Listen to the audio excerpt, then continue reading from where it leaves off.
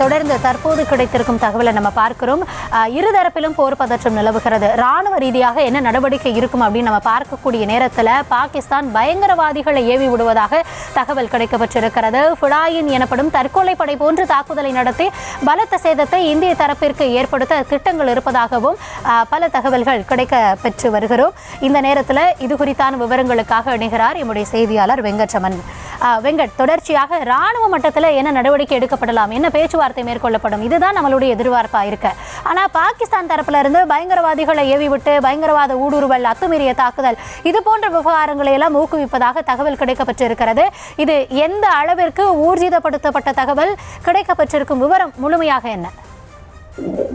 நிச்சயமாக, அதாவது பாகிஸ்தானுடைய நீங்கள் குறிப்பிட்டது போலவே இந்த பயங்கரவாதிகளை ஏவி விடக்கூடிய இந்த ஒரு தகவல் என்பது நிச்சயமாக ஒரு மிகப்பெரிய ஒரு கேள்விக்குறியாக தான். ஏன்னா ஒரு பக்கம் பதற்றத்தை தணிக்க பாகிஸ்தான் தயாராக இருப்பதாக கூறுகிறது. அது மட்டும் இல்லாமல் ஆபரேஷன் சிந்தூருக்கு பிறகாக நேரடியாக இந்தியாவில் இருக்கக்கூடிய உயர்மட்ட ராணுவ அதிகாரிகளோடு தொலைபேசி வாயிலாக பேசியிருக்கிறது.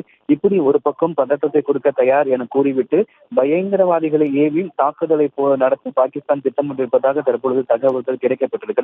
இப்ப எல்லாருடைய கேள்வியுமே அதுவாகத்தான் இருக்கிறது. அதாவது நேரடியாக இந்தியாவிட தொலைபேசி வாயிலாக பேசியிருக்கிறார்கள், பதற்றத்தை குறைக்க தயார் எனவும் பேசியிருக்கிறார்கள்.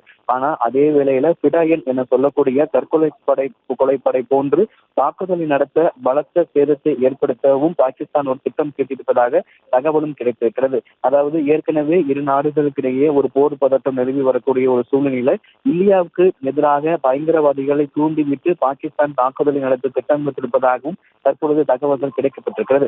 உளவுத்துறையின் இந்த தகவலை அடுத்து எல்லை பகுதிகளில் தற்பொழுது பாதுகாப்பு என்பது பன்மடங்கு பலப்படுத்தப்பட்டிருக்கிறது. அதாவது பயங்கரவாதிகள் ஊடுருவி தாக்குதல் நடத்தக்கூடும் என எதிர்பார்க்கப்படுவதன் காரணமாக அந்த எல்லை பகுதிகள் எப்பவுமே உஷார் நிலையை தயார் நிலை இருக்கிறது. இப்ப எல்லாருடைய ஒரு பக்கம் பதட்டத்தை தணிக்க விரும்புவதாக சொல்கிறாங்க. இந்தியாவுடைய ஆபரேஷன் சிந்தூருக்கு பிறகாக இந்தியாவில் உயர்மட்ட அதிகாரிகளும் நேரடியாக தொலைபேசி வாயிலாக பேசியிருக்கிறாங்க.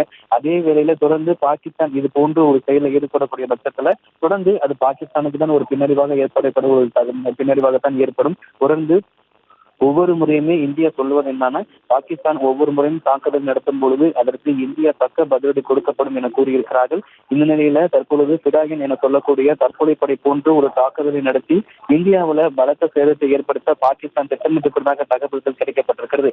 இன்றைய தினம் இன்னும் சற்று நேரத்தில் இரண்டாவது முறையாக மத்திய வெளியுறவுத்துறை செயலாளர் விக்ரமிசி செய்தியாளர்களை சந்திக்கக்கூடிய சூழ்நிலையில தற்பொழுது இந்த தகவல் என்பது வெளியாகி இருக்கிறது.